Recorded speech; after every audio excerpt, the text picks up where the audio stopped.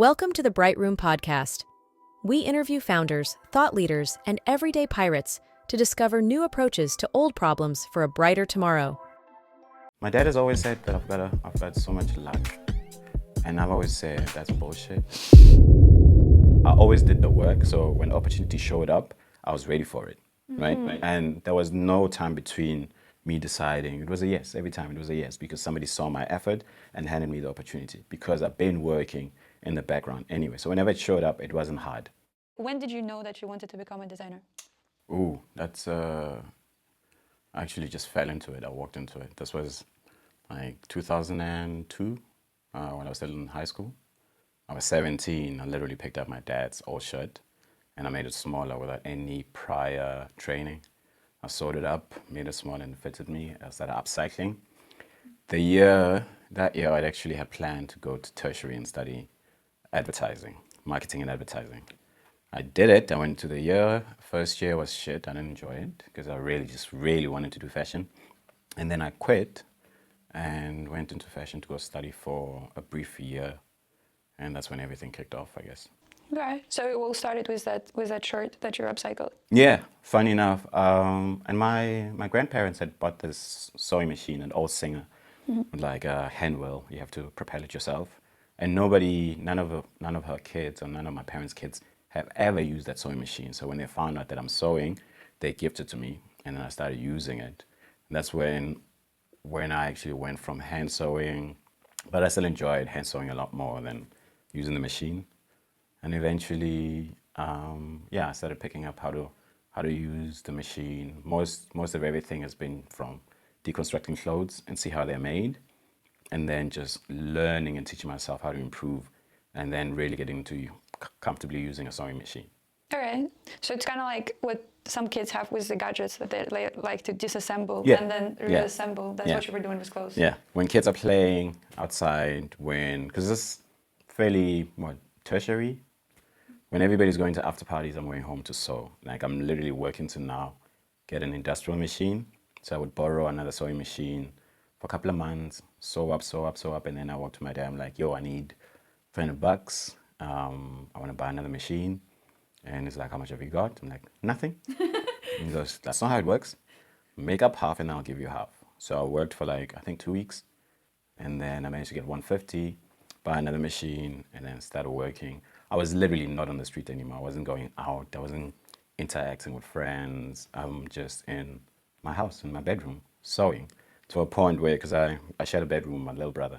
On his bed, sometimes it pins. So you go to bed in the middle of the night and it's like, he got poked. This was before even Facebook was even a thing. Was that an accident? Or was that just like a brother thing? No, it was an accident. I didn't mean any malice, but I was obsessive and messy at the same time, right? So everything just fell everywhere. And when I eventually got this big industrial machine, which my dad bought for me, I would sew around the clock, never leaving the house, just sewing around the clock, to a point where in the middle of the night, my dad would just wake up and just start slamming the wall, because his bedroom was next to ours. Like, shut the fuck up, stop, and go to sleep. I sew slowly, so it's not loud. But then you get into the groove again, and then you start picking it up, and it's the same thing. I sleep at 4 in the morning, and then have to wake up at 7 to leave. But I was young, so the energy was still there. Now it's not the same thing. Now it takes me forever, to get energized. Okay. Yeah. So what was it exactly that fascinated you about this? I think the idea of creating, learning that I can actually create something that I have in my head and bringing it to life, fascinated me. And the more I did it, the more I fell in love with just the craft of it all, right? And it created a lot of philosophies, a lot of way of thinking moving forward. Because I learned this at a young age, whatever I can think, whatever I can create, I can actually achieve. And then a friend saying, if you have a skill, right, you can go anywhere into the world, you will prosper, right?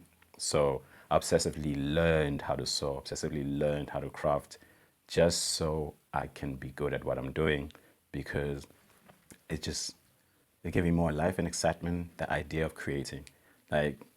When you're older, you create life, right? But separate from your relationship with your partner, husband or girlfriend or whatever, right? what else can you do on your own?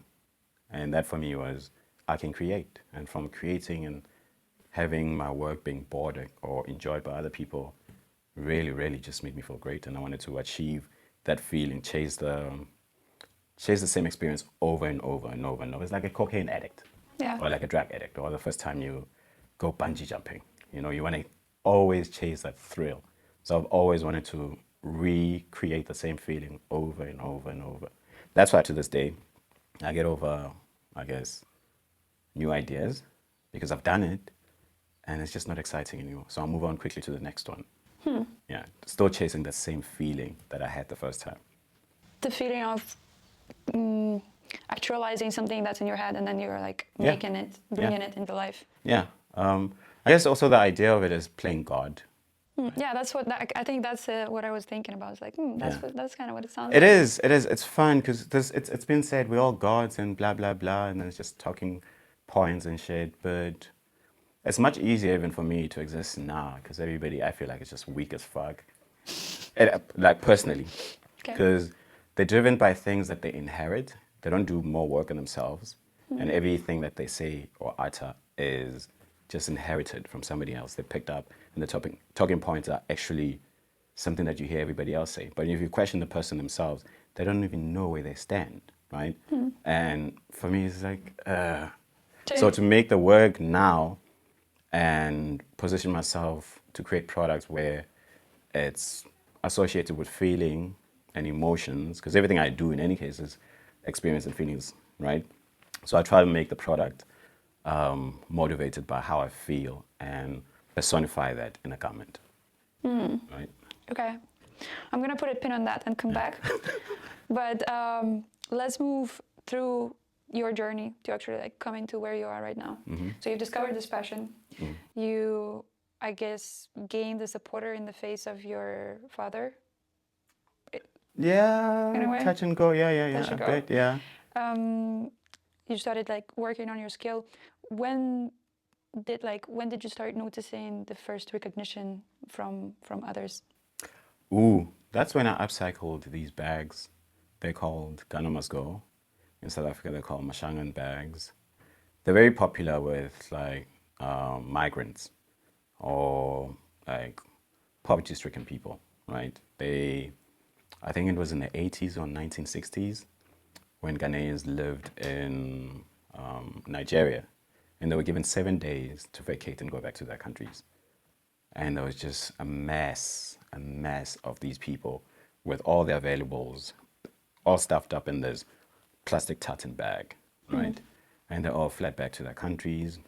But doing more research on it, I found out like these bags are synonymous or famous around the world, specifically for people that are actually moving from one place in search of success, maybe, right?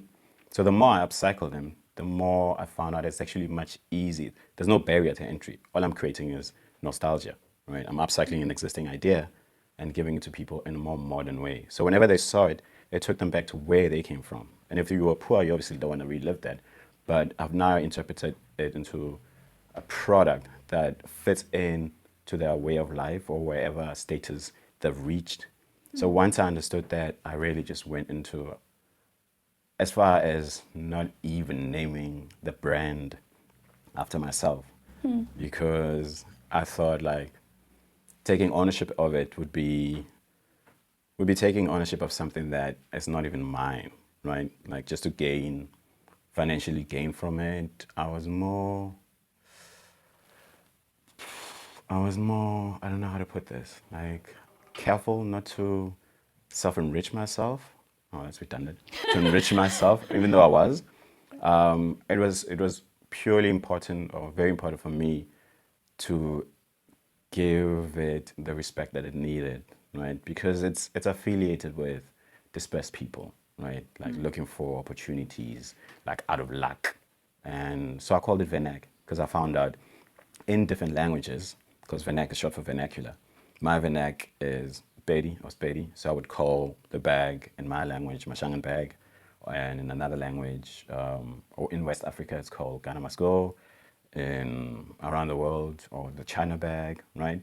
So I kept that as the the base, and I just recreated it into every single piece I could imagine, just for that nostalgic feeling that it always offered. Because whenever somebody walked in to my studio and wanted to buy it, it always, the stories that was connected to it. Oh my God, I used to see my granny with this. Oh my God, when I moved from Zimbabwe. Oh my God, when I was in Botswana, when I was in New York. It was so relatable, but it comes with stories. So I wanted to put that in front and then just let me be the vehicle to put it out there. Okay, so it became so popular because there was a lot of background and meaning to this product. It already was popular. The only thing I had to do was just reinterpret it, right, in a modern way. So there wasn't any barrier to entry. Everybody knew it. Fast forward, I think 4 years later, or a year later, Louis Vuitton also did an interpretation of it. Celine did an interpretation of it. Virgil may have, Nike, Adidas. Everybody has had a fair stab at it, Yeah. right? Because it's nostalgic. Yeah. Yeah. Okay. So, what's the kind of time span between like you discovering and working on your skills, which I guess is a continuous thing, but like actually, as you said, like really throwing yourself out there, and this first success, like what's happened in between? In between, I'm working for another designer. So I got handed a bursary to go study at a London International School of Fashion, which was also short-lived because I was just tenacious. I just really wanted to do what I wanted to do. And the things that I was already learning, or the things I was learning at school, I already had taught myself. So I was looking for other opportunities. So I got hired by South Africa's #1 designer, showcased. This was 2004, maybe, if not 5. Then I resigned from him because I felt like, because he was working for another brand, Kaduchi at the time. And I just felt like you're not throwing your weight at what you love, like your namesake. So why should I do the same? If the owner's not there, I'm like, well, it means you're not taking it as serious as you should. So I left, and then I worked for several other companies at 2006, 7, 8. How did they hire you? Like, I'm curious at this, I mean, now people know you, and then presumably after that success with those bags, people knew you, and I guess that's when it becomes easy. But those first steps where you just taught yourself how to sew, and then the first people who gave you like a chance. Yeah. My dad has always said that I've got so much luck, and I've always said that's bullshit. It is. So much so when somebody goes, "Good luck," for me it's like, you're giving me the sense like I'm not in control, or I have an ability to create. So I got to put it on faith that I'm going to have a fruitful outcome. I'm going to go do what I'm supposed to do anyway.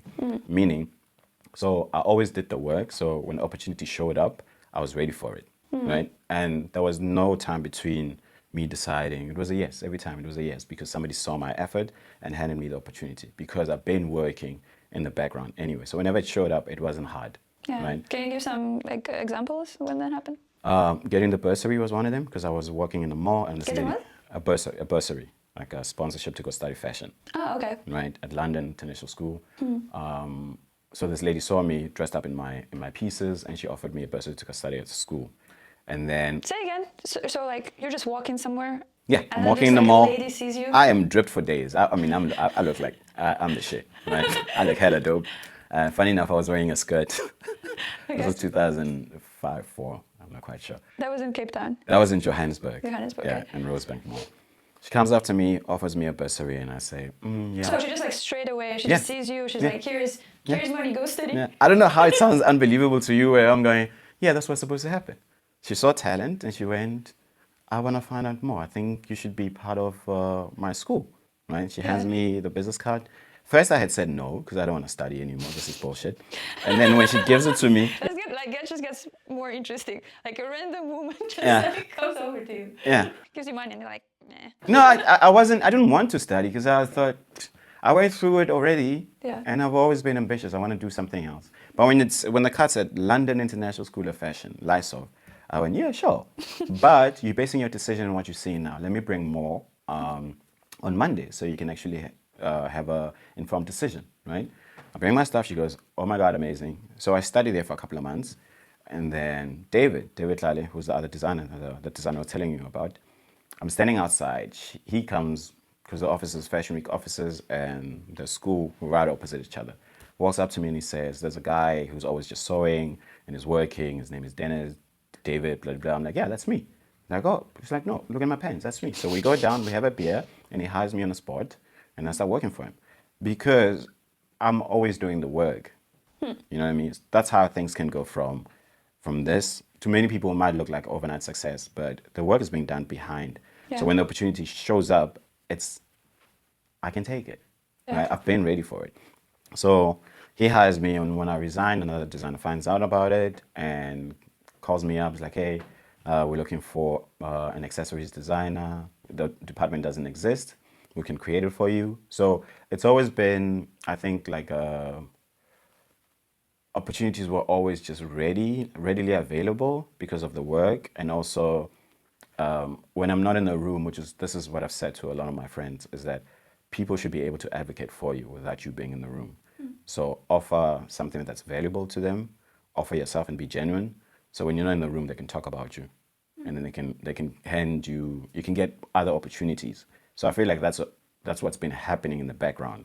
Okay. I'm not in the rooms, but Can you give an example of when you say gives them something valuable and be yourself, like beyond being yourself? Because I mean, I can tell that you're just always very much yourself. But beyond that, like what? Always offer value. Always try play assist. What? Play assist. Okay. Like when somebody's asking for something, if it's within your power to give it to them, give it to them, right? But be a valuable member of of that environment that you are in to get people forward, right? Okay. In a sense, like with me, I'm very pushy with people anyway. I've taken no for an answer, and I've always of the thought like, I mean, at the end of it is yes, right? You just have to keep going. Yeah. But in a sense, if you're always genuinely helping out people without expectation, like giving without taking, other people actually do see that. And then when it's time for you to ask for help, you don't even need to ask for help because they see the effort that you've been putting in and they reward it, right? Okay. And I think that's what's been happening to me. Case, like even with the space, it came together so quickly because I've been in a position where people have asked for help from me and I've helped out without having any other expectations. And that's been, I guess, my way of life where, hey, Dennis, can I? Yeah, sure, yeah, sure, yeah, sure, yeah, sure. And then it's reciprocated, right? And So it's like a very genuine investment into the relationship that you have. yeah. Don't walk into relationships with expectations. Although I do it, sometimes it's hard to get away from. Give without expectations, and the rewards at every time are going to seem like you're just moving forward so quickly. But it's people and it's relationships that you've cultivated throughout time that make it seem so when you need something to happen, and it just shows up. Okay.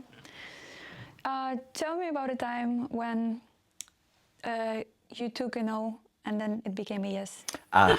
This was when I was still studying at Lysoff. So every day after college, I'd go to this dope, by far for me, the number one South African brand. It's a pity it closed down. I'd walk to them and ask for internship every single day, and they say no. I'm like, okay, cool, see you tomorrow. Come back the next day. No, come back the next day. No. Over weeks, over months, they're saying no. At some point, I remember there was a client of theirs she was walking in. I see her getting off the car. She goes, rings the bell. I'm already standing there. She goes in, I try to sneak in with her. They go, no, Dennis, we said no. I'm like, all right, cool, I'll see you tomorrow. Like, no, stop coming back.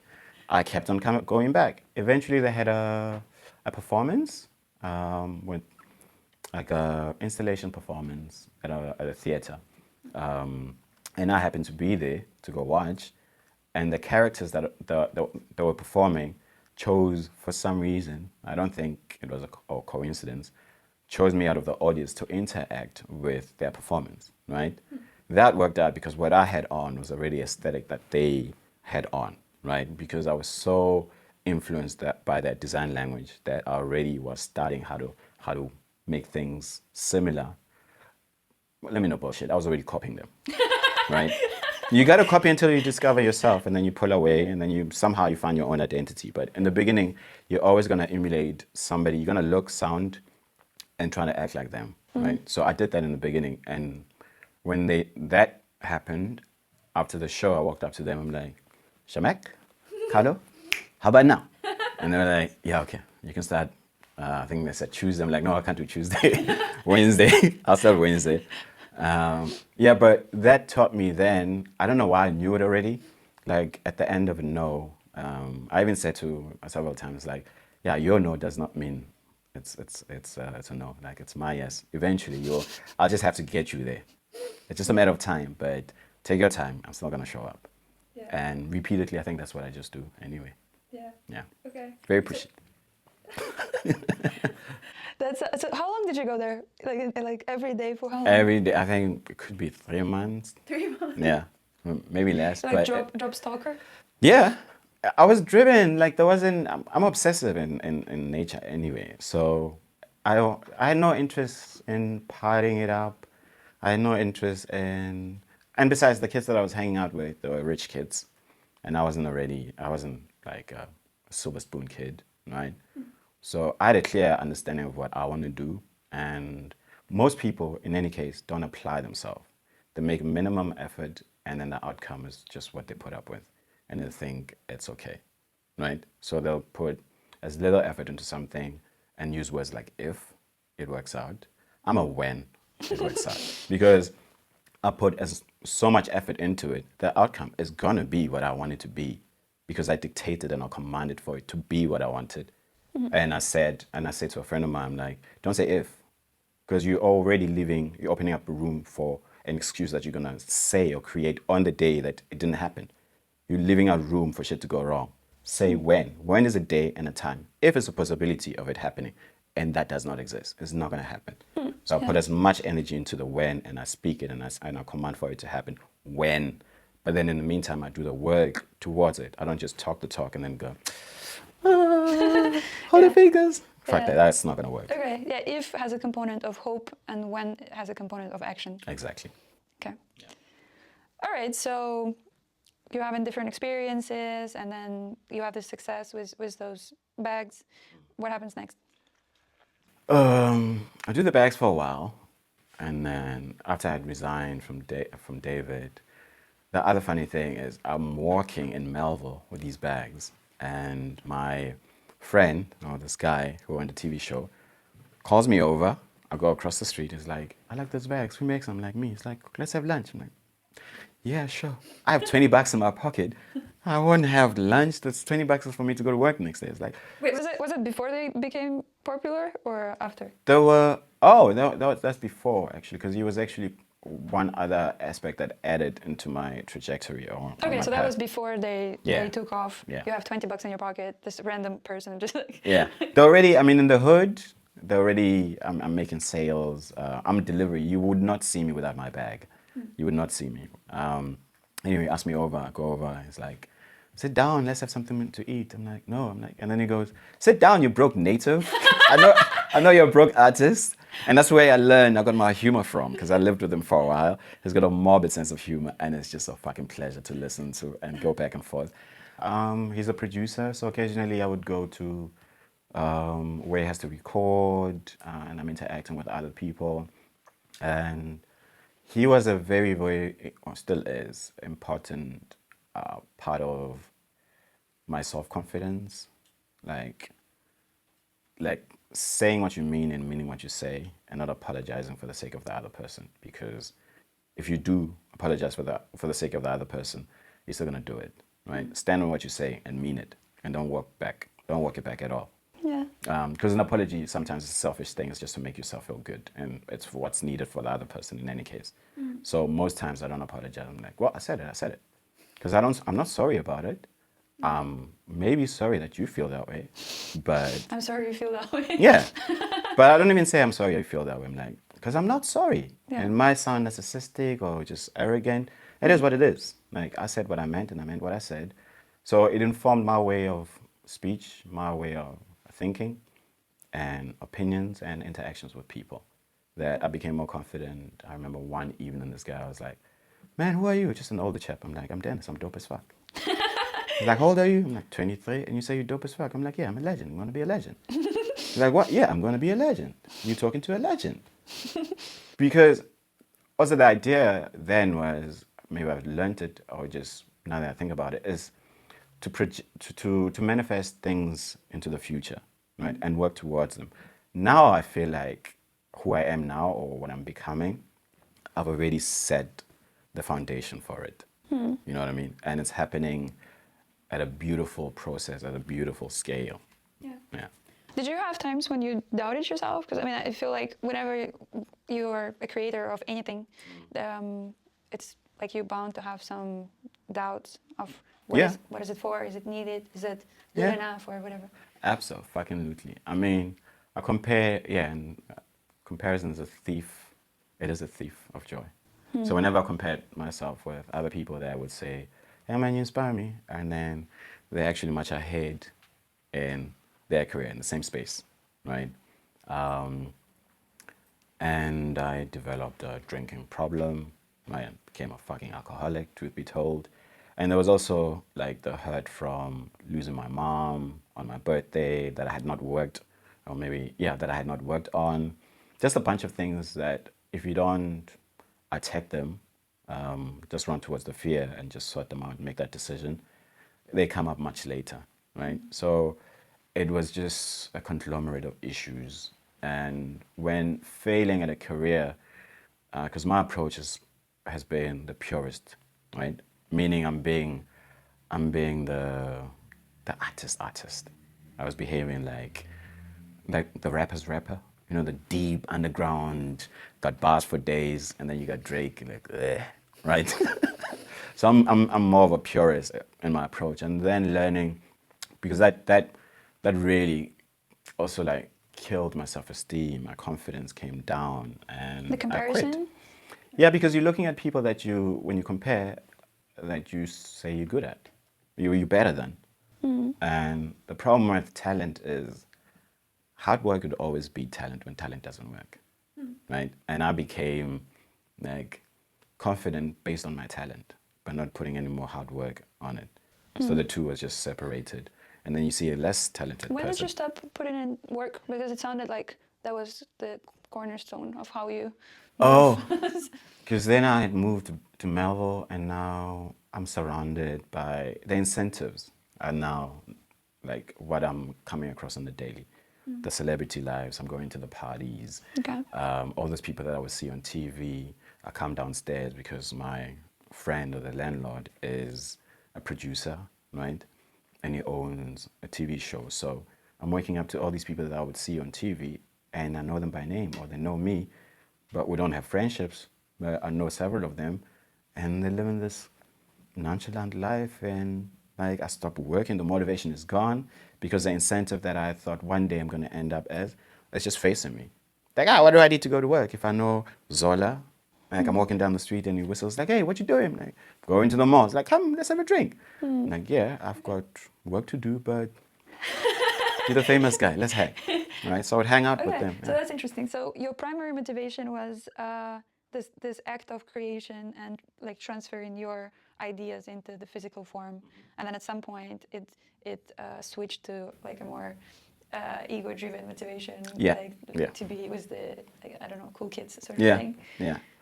Coming out of it meant my friend had to kick me out, and then I overstayed my welcome at his house because he could tell like I'm just destroying my life now. Like I'm not the, and I think I can quote him on this because there was a day I had an order for a corporate company, a broadcast company, and I employed 3 other people, and I set a deadline for them, and I paid them in advance, and then went home.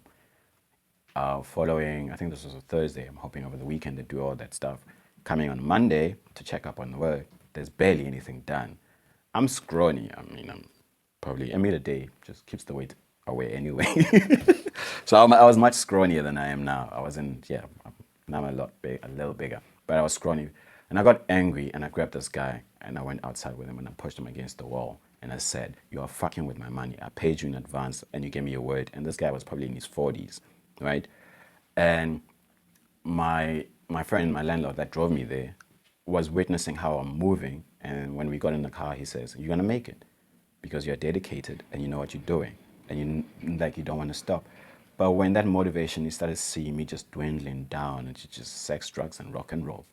he was very, very worried. Like, I've created an environment for you to self-destruct. You should get the fuck out of my house. Okay. Yeah. He's a good friend. Yeah. He is. He's I call him my surrogate father. He's amazing. He's dope as fuck. Yeah. Okay. So was that the turning point, like for you to? No. It wasn't overnight. I still went back home, and now I have to live under my dad's rules. And there's discussion now for me to go study law. I'm just like, oh my God. Decisions are being made for me now again. And I just felt like I continued living the life that I was used to, like blowing cash, because I was used to that lifestyle. And now being broke and having to live at my dad's house, and now I have a curfew. And with your brothers. Huh? With your brothers. With my brothers, yeah. Yeah. And I just didn't enjoy it, and I would have a back and forth. My dad would go, get the fuck out. Like, come home drunk. He's like, you drunk? And I go, you there? How was your first flu? And he goes, the fuck? And it's his house, it's his rules. Yeah. And as a man, you have to understand there's rules to this shit, right? And you want to be a big boy, get the fuck out, go be a big boy somewhere else. That's my house. Gasperi would say, like, I put my foot down. Right? Okay. Yeah. And yeah, I still had to work out through a lot of other issues, and then drinking just went spiraled out of control, went back and forth, and then I quit. And I went to Limpopo, and then a friend of mine calls me. He's like, yo, because I had this dude that whenever I was presented with opportunities, I'm like, dude, there is this thing that's happening tonight. You gotta show up. They're shooting this. You gotta show up. There is. So I always had his back. I always just like give him a, what do you call it? Alley-oop, like a layup. Okay. Always threw the ball to him. All he had to do is just dunk, right? Yeah. Okay. Especially at times where I thought, this is not for me. I just went, yo, dude, you can do this. Plus he had a production company, not a production, but like a factory. And we were moving at the same pace. So when we both, because we were so young, we did all of this at like 20, 21, 23. We're just sex, drugs, and rock and roll. Like literally, we're just fucking partying it up.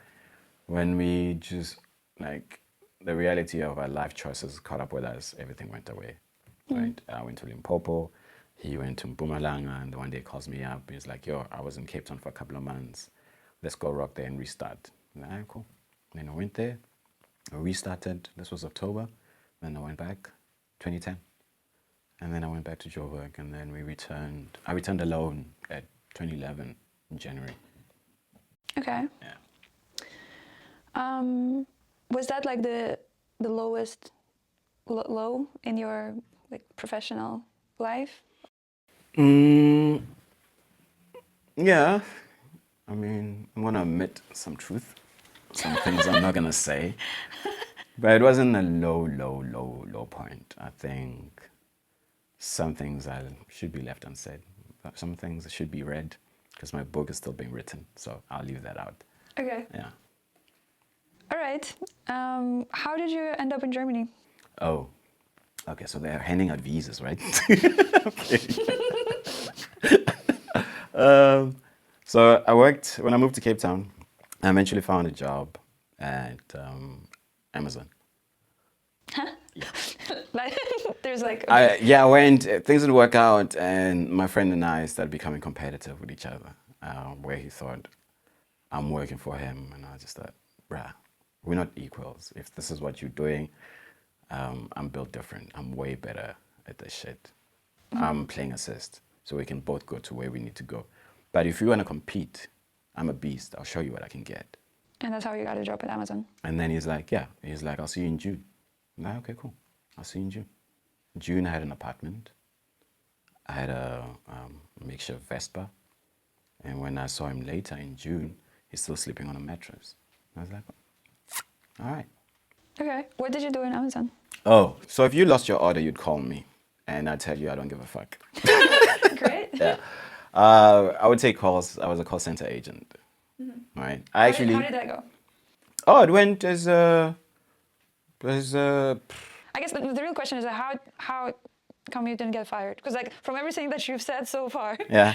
like just your, personality, just like lifestyle and just trajectory of your career, like how come you were not fired on like day 2? Oh. If not on day 1, like really. Because the truth is the truth. Like, it's the truth. There's no version of the truth.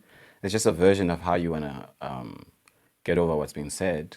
But I was never fired because, I got fired once. Like, I did get fired once. And my boss actually cried. Yeah, I remember, from Stone Cherry, Kensani. Because I was still unraveling, right?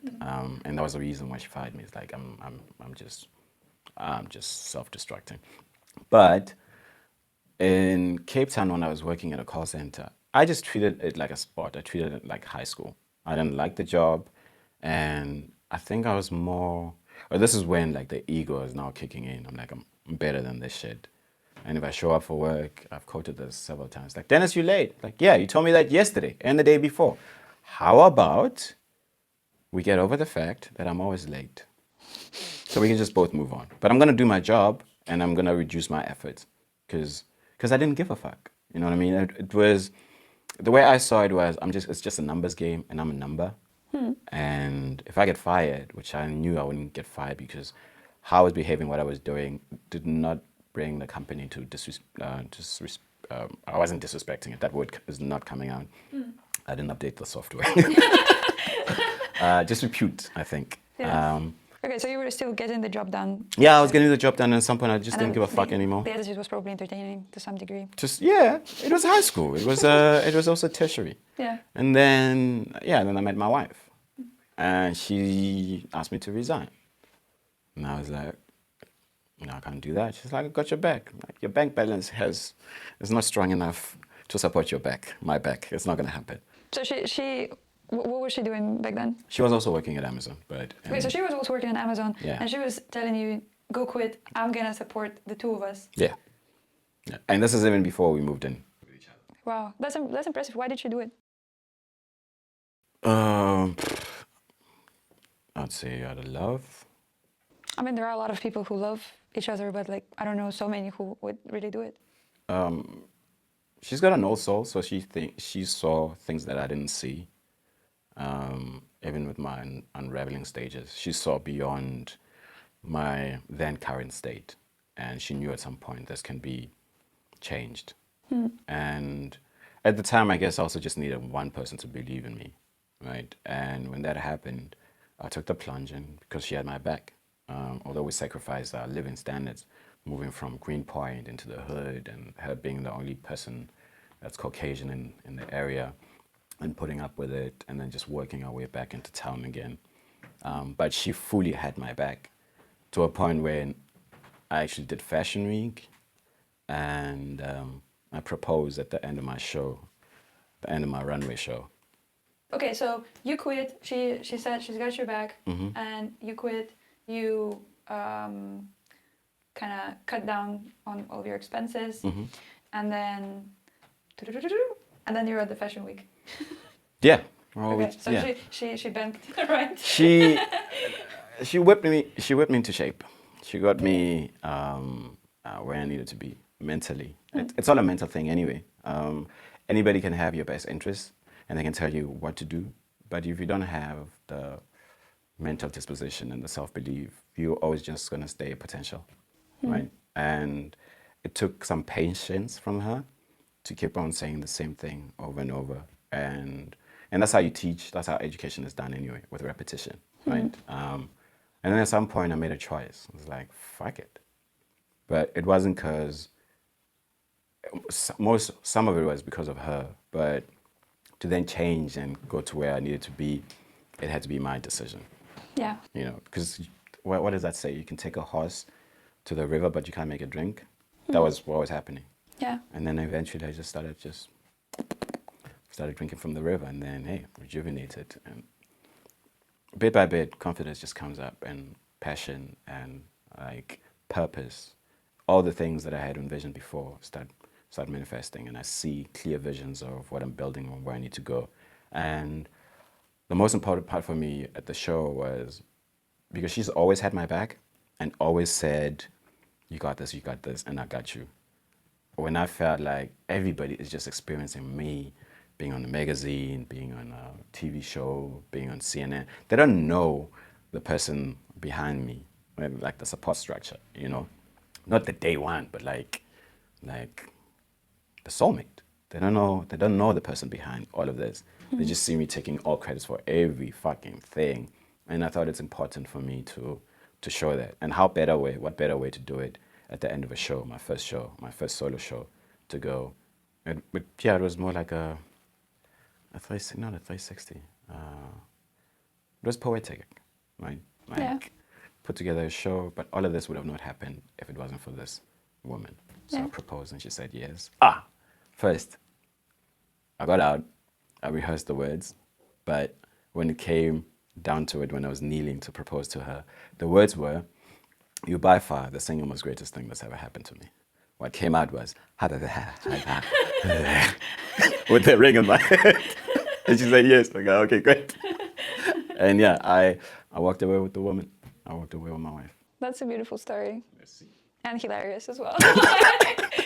I was nervous because part of it is she might say no, although I knew we have something. Like, she's already invested. Like, she might as well just get her equity Yeah. at this point. Like, Exactly. I don't think she would have. Exactly. But in front of 300 people, it could go wrong. And I had called up this TV show to record everything. So it's still like flying somewhere. Huh? It's still flying somewhere, like this recording. It might be. I didn't look it up because I'm gonna go. Because I said I felt so embarrassed, like because I was a nervous wreck. I never wanted to relive that moment, so I'd rather just look at the pictures and go, yeah. Because there's one picture where we're walking backstage and we're holding hands, right? And that's my favorite one. Dig it up. Oh my god! Like, I'm not gonna tell you the show, but if you Google, the most romantic and hilarious proposal. it won't come up. Call it a fumble proposal, yeah. It probably showed up, yeah. And then after that, there was an idea to now move from Cape Town, right? Because Cape Town is like for me, I found it to be a transitional place. Well, so is everything most times. You reach a ceiling, and it's where do you take your talent next? Where do you move to grow better? And I thought I wanted to move back to Joburg because I had found myself and I had found my wife, right? So when it came to it, her friends have moved away, and the decision was we want to start a family, and it's not safe. So the offer of like safety and all other greener pasture factors were in there. So we decided to move here. Also, when I had a conversation with a friend who said, your geography will not determine your success. You're gonna be successful because of who you are. And I decided, then fuck it. Because build on the strength of that skill. If you have a skill, you can go in any environment because it's physical. It's in your head, but you can create with your hands. Yeah. You can go into any country, any environment, and you will thrive. So I used that for the final decision. For me, I didn't want to move because I felt like, the stereotype or... Like you didn't want to... I didn't want to move because most people, like there is this stereotype of European women moving to another country and fetching, like coming back with a husband, like like a rescue mission of some sorts. Okay. Right, and I didn't feel like it's an opportunity for me to be here. I'm already creating opportunities for myself. But when I reason it out, and of course with a good set of friends going, nah, dude, just move. You're gonna do what you wanna do anyway. And I didn't want to be dependent on her after I just came out of this run of like the financials and now going, all right, now we're building, now money. And now it's like, because I moved here, all that goes away. Yeah. And then it's back to square one. It's back to, so I gotta go buy fabrics. I gotta go do this. So you moved to Germany and you need to build up your name from the ground up again in the new country. Yeah, but that wasn't my most concern. My most concern was independence. Like being able to make decisions, because I've heard stories of couples meeting in South Africa, Cape Town, Joburg, wherever, and then moving here, and then the men become the women. Okay. Like they're getting emasculated, right? And because different environments bring different characters out, and the idea was most people when coming back here, their old traditions come back, and this is not the person that you fell in love with. You fell in love with somebody that was behaving in a different environment differently, and then they go back to their default settings because they're back where they're from. And I felt like that might happen to me too, and then I have to be dependent on and this much as destroy a relationship. Yeah. Luckily, it didn't work out that way. We always stayed communicative, and yeah, we just worked and worked and worked. I mean, it was first year, a car within probably 2 months. You got to Berlin right away? No. I went to the butt crack of Germany. I will say this. It was a shit fest. I think if anybody hears it and is from that small town, eat a dick. I hated that place. I'm not apologizing for it. Which place? Straubing. I feel like Germany shits and the rest of the shit just goes all the way down to Straubing and comes out as humans. Because the way people treat you, if you're a person of color, is just horrendous. Yeah. But I've So come out of it. Is that like in Bavaria? In Bavaria, yeah. But to come out of it, I told myself like I went into an environment where people were living the way that they were living, and I showed up and I interrupted their way of life. And so I went, fuck it, I'm out. So I left and then I came here. And I found a job, taking labels out and sewing labels in, taking labels out and sewing labels in. And then one day I resigned and I went just full throttle on Dennis Chuene. Oh, that's when I rebranded. So what year did you come to Berlin? 2020. 2020. Oh, what a timing. Actually, the timing was perfect, but the way we lived in Straubing was similar to when we moved to Berlin. Because we couldn't be in contact with other people. Okay, so it was like no change for you. Yeah, it was basically. just plug and play, right? It was literally... Everybody's freaking out. You're like, I've just been training for this moment. Exactly, because you're not in contact with people. People don't want to be around you, right? And when going out and learning that you're being tolerated, you're not being just being appreciated, or you're not part of this circle, you learn to take things like an environment like that, like changing it to, this is solitude, right? This is a learning state. I need to learn to be alone. I need to learn to be myself. I need to learn to be just independent of what's happening outside, like having independent thought, right? So when it came time to move here, the solitude that I had experienced, although it was enforced on me, not by choice, I had to kind of look at it differently so I can move on. So I called it solitude instead of rejection. I then could operate better. Yeah. That's very interesting. I'm just going to pause here. So you reframed rejection as solitude for yourself. Yeah. Because it's all a perspective. If you look at it any other way, you're gonna get different outcomes. You're gonna get a positive outcome if you say it's rejection. I mean negative. But if you look at it as solitude, you build on top of it, and then the outcome would be positive. Yeah, and I guess like that also gives the agency back to you. So it's kind of in a way similar with like if when. Yeah. Because the agency is not with the other person. It's like the power is not with the other person. Because otherwise you are transferring power to the other person. Yeah. If they go, you ain't shit, you go, oh my God, you're right. Like, what? You know what I mean? Yeah. So, and then you learn to understand and listen to people how they talk, because you've been so far removed from any sort of interaction with people anyway, and then you come out into the world or into an environment and you listen to people's speech, you're like, oh wow, oh shame, you're a victim, you pathetic thing.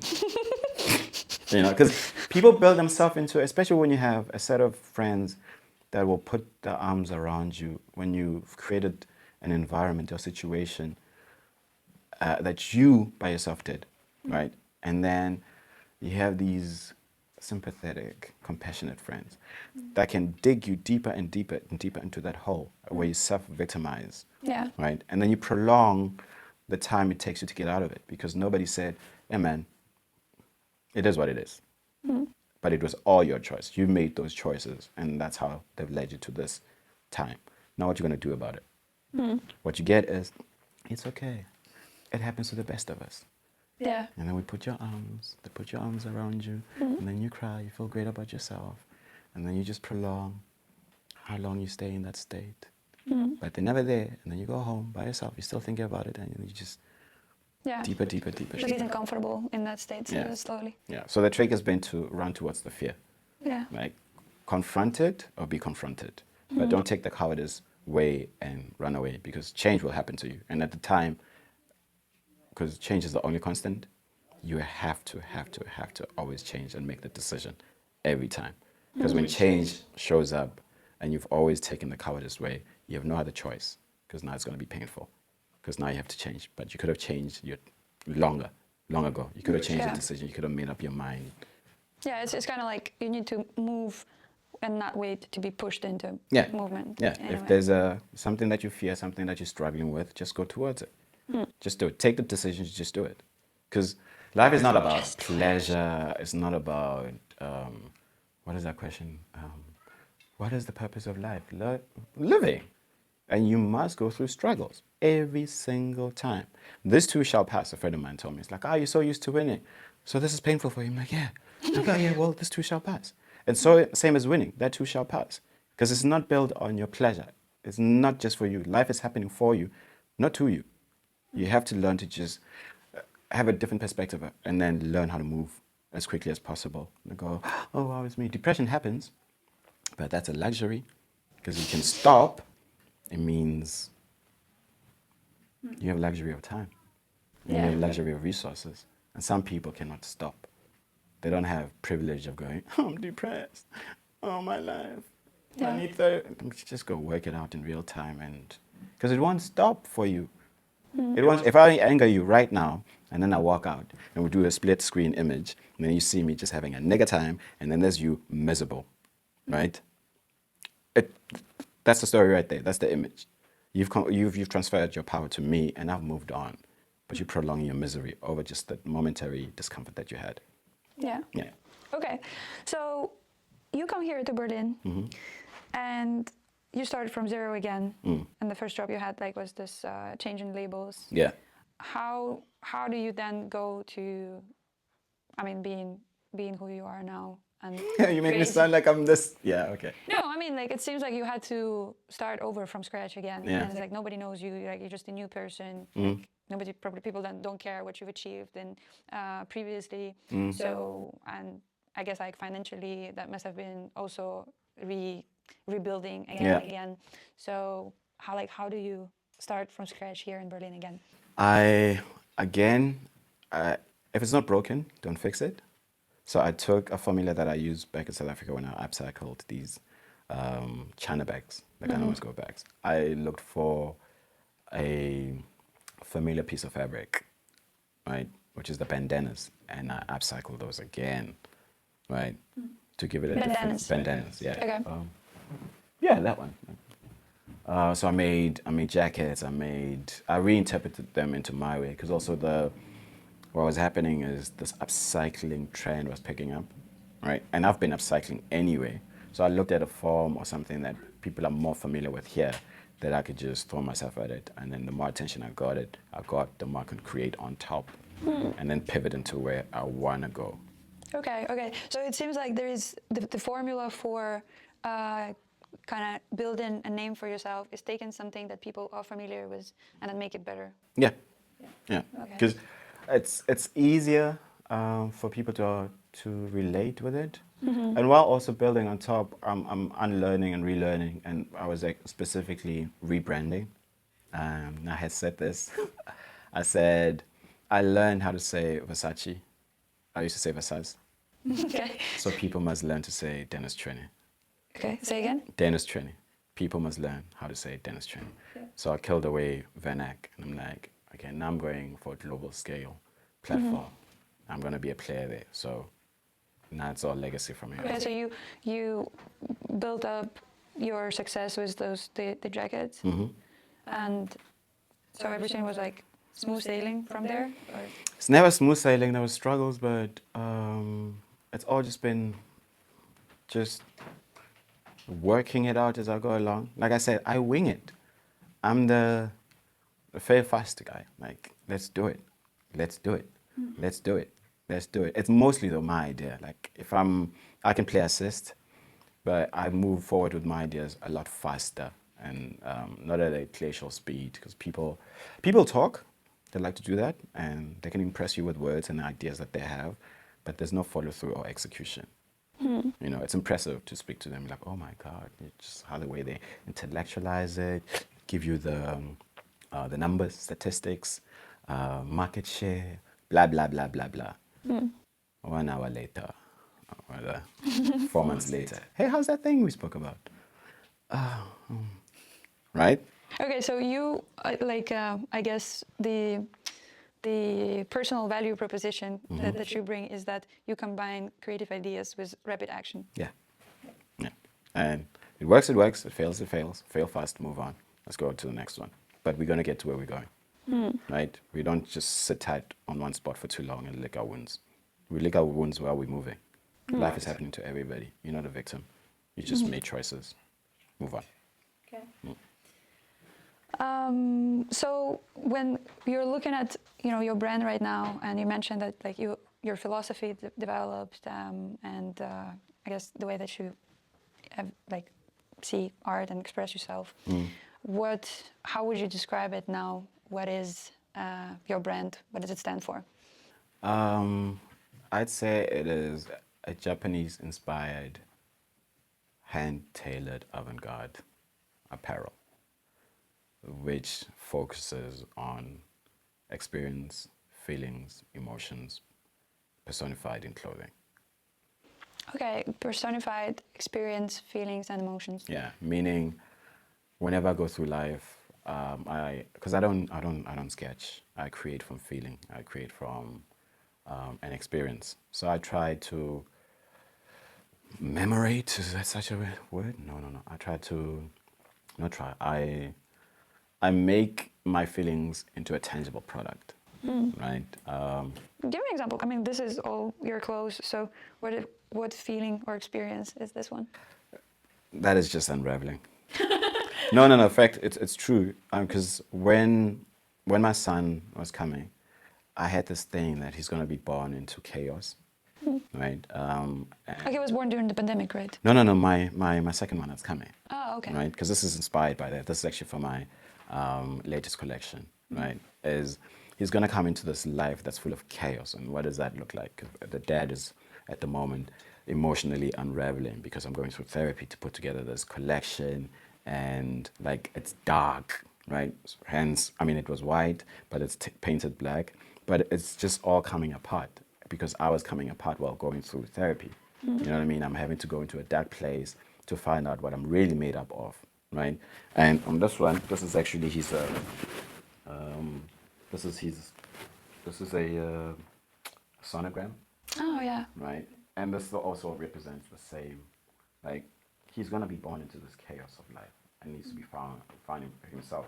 What we wanted to do with it was place it on my rib, or on the rib, because biblically, right? Catchy, I know. And then it just ended up on my shoulder, on my heart, and because he is my heart in any case.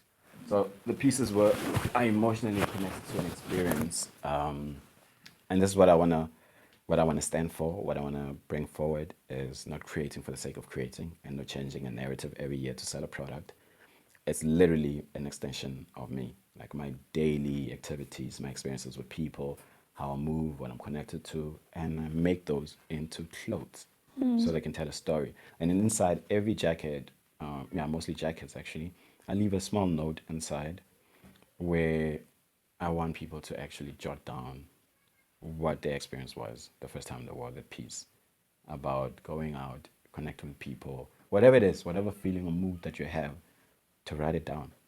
So one day, both me, the creative, and you, the consumer, or the client, whatever, right? The two entities can come together and we tell one solid story. You say consumer, and like it's like the word doesn't work for me. It doesn't. It's It just like, doesn't. Yeah. That doesn't feel like consumption. That feels like experience, I guess. Like, Yeah. Experience, or yeah. I guess experience is the best. I can No, it's not currently- even. I don't No, want to say it's- client. Consumer's wrong. Client is also not, because I think I have a personal relationship with my customers. Yeah. You told me like because I mean before we started filming, I asked you about one of the pieces there, and I mean the story was so personal. I myself, like, I wouldn't imagine selling it just to anyone. Yeah. And then in fact, like, you told me, like, yeah, I don't sell my stuff to everyone, like, and you've denied access to to Yeah, yourself it's. on multiple occasions. I mean, the beauty of doing what I'm doing is that I can afford myself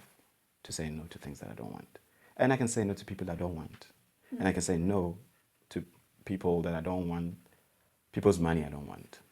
Because I'm not going to give my work solely because you are buying it, right? Because you have the money. Because what I'm creating is, I want a connection. I want you to have a connection with the piece. Then you can have it.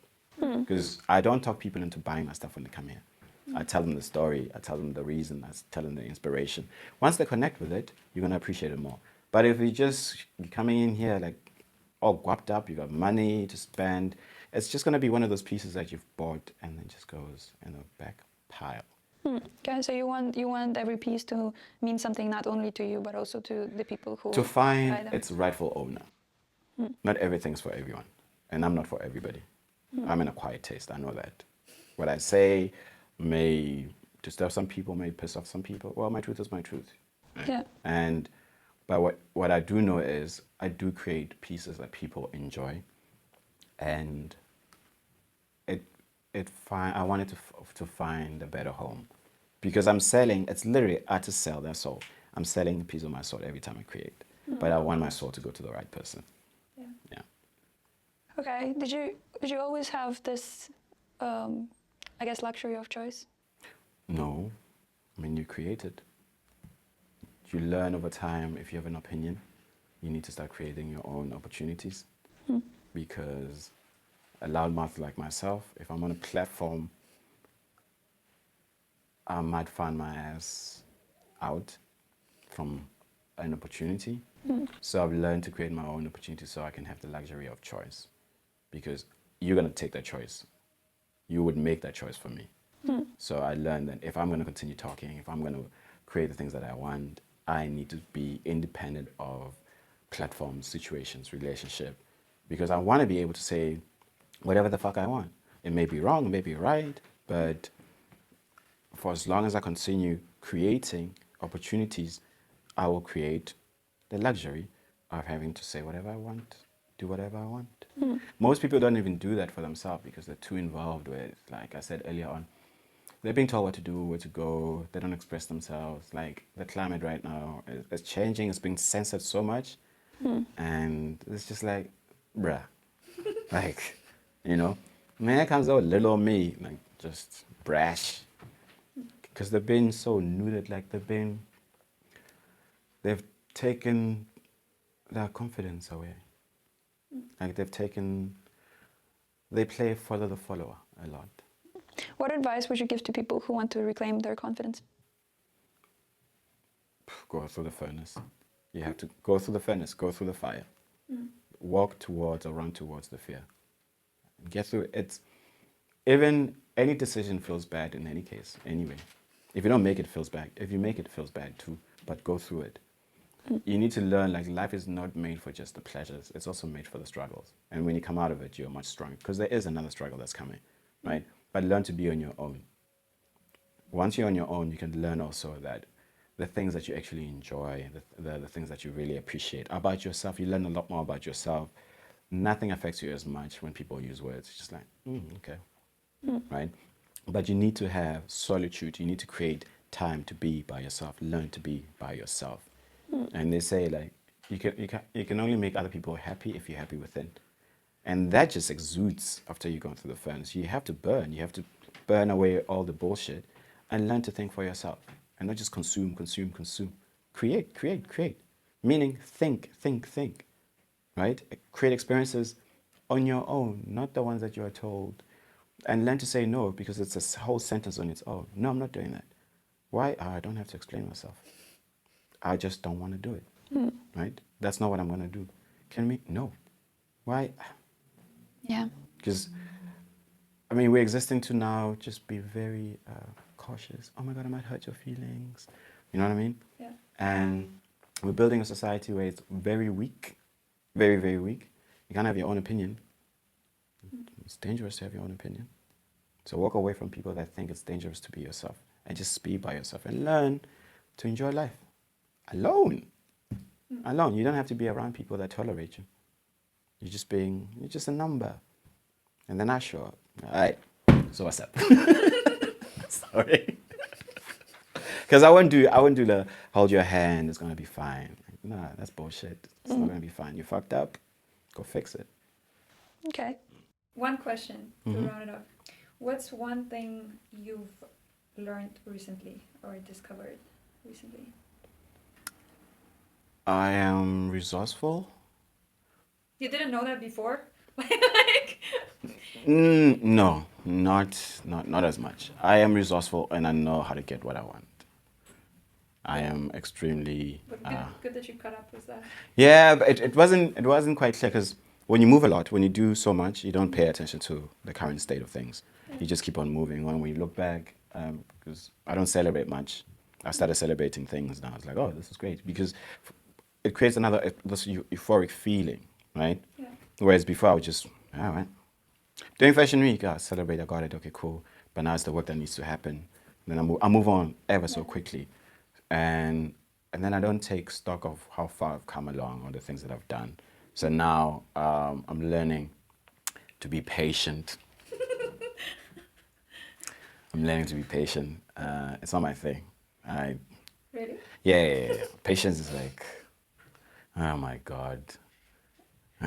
So you're, For me, everything should have been done yesterday already. Yeah. Yeah. Okay, so you're learning to slow down and appreciate. Not slow down. I'm not slowing down. I'm learning to be patient. I'm still going to move at the pace that I want, if Okay. not faster. So you're like acknowledging and appreciating yourself while you're running. Yeah. Okay. Yeah. What I also have learned is learn to accept people for where they are at, because what I want for people is not what they want for themselves. And that means I can't take them with. I can move to where I'm going, but they can either come with or stay. But I'm not going to push people to be what I want them to be. That's where the patience come in. It's like, okay, cool. You go do that while I still go where I'm going. But we can still interact, but where I'm going is where I'm going. Yeah. Okay. It's interesting, like, was that you didn't acknowledge that you were resourceful, because I mean, like, everything from your story is just like screams resourceful. Yeah. But I find it happens very often that people don't recognize their biggest strengths, because I guess it's like so natural for them, and it's like it's a given. Like, yeah, that's kind of how it's supposed to be, and then they don't notice it. Yeah, I didn't focus on it as much. And learning, I sure know how to dance around circles using words, right? Like I've learned this probably 2-3 years ago that I can. I got a good gap. I talk a lot. One of my skills is communicating, learning how to communicate. And like, what do I want to say? How do I want to say it? And just throwing caution to the wind and just saying whatever comes to my head and going, oh, maybe that was wrong. Well, then fuck it, it's said, that's done. But communicating is something that I've recently learned that I have a good understanding of, and I'd like to make that better and better and better. Yeah. Okay. What's next for you? What's your next goal? To set up this place as the #1 destination store in the whole of Germany and in Berlin, and to house creatives that want to do the work, not like this homeless aesthetic that I've experienced in Berlin, like where creators are too much involved with the nightlife, the street culture, and a very hedonistic in approach, right? To house people that really want to do the work, the purists like myself, but they just need a little bit of push, that reach deadlines. My motto also would be like, come together on a Monday and we huddle. What's your plan? What's the plan? What's the plan? And hold all these creatives, because it will help me too to be held accountable, right? Deadlines are set and deadlines are executed, but make it a collaborative environment where we can all work together and create products that are well in line with each other, right? But to have a working space that is just conducive for creativity. Take out the other aspects that people are fearing, the rent, mental health. Like I want to put all those into place where they can have a therapist, they can dial a therapist when they need to reduce the rent, get a sponsor to get the rent. So as to allow them to create. Because if you don't have to worry about rent, if you have personal issues, I'm not always going to be there to hold your hand. I'm always going to tell you, yo, that's bullshit, but maybe you should go talk this out with somebody that would help you work through it. Because I'm going to call it as I see it. It's going to be black and white for me, right? But you could have to give people the resources to create much further and much better out of their head. You know what I mean? Just get out of their head and just influence the culture in Berlin. Because it's, for me, I'm like, the greener pasture that I moved to is not green. It's not. I feel like it's being fertilized with like human fucking feces. Like, people are just shitting all over this thing that I moved to under the illusion that it's a it's a beautiful prospect. And to my dismay and disappointment, I'm like, ha! I moved from Cape Town. It's fucking beautiful, right? Yeah, crime is there, but... And then you move here, it's like graffiti. I'm not the culture of like defecating on walls and shit. Like, for me, I feel like the luxury is missing. Like the purpose is missing. Meaning is missing, right? So my role is to influence the culture here to better levels of execution, better levels of creativity, better levels of work environment, and create opportunities for everybody else. Like make it a team sport. Is it like so? It sounds like you want to create sort of community support, like of artists supporting each other. I mean, you supporting them and then them supporting each other. Yeah, but not in a yippee kind of way. Not in this kumbaya, hold hands. We're not making no. Bottom line. So go get the job done. Go get the money. Let's go get this bag. But while we work towards that, we're gonna work at all the kinks. Right? We're not gonna work for the money. We're not gonna be desperate to attain that one elusive thing that everybody wants because it's a sign of success. Success also is part of you building yourself internally, physically. The next thing, I need to go to the gym. All those elements needs to be in place. We're still gonna go for what we're going for, but while we are on our way there, all the other elements needs to be taken care of too. Right? It's not gonna be kumbaya. No kumbaya. No kumbaya. We're here to get the bag. Is it all going to be for designers specifically, or any kind of artist? Creatives, artists. Yeah, anybody that's got a physical, tangible piece of work that needs an opportunity to create, right? Okay. I'm not saying no to anything right now, but I know the things that I know the individuals or the kind of environment I want to create. It's all visual, right? There's music, there's sound, there's smell. It has to tick all the 5 boxes, or senses rather, right? So for the moment, I'm still fishing for other creatives. So if they hear this and they're like, yeah, that's me, how does they find you?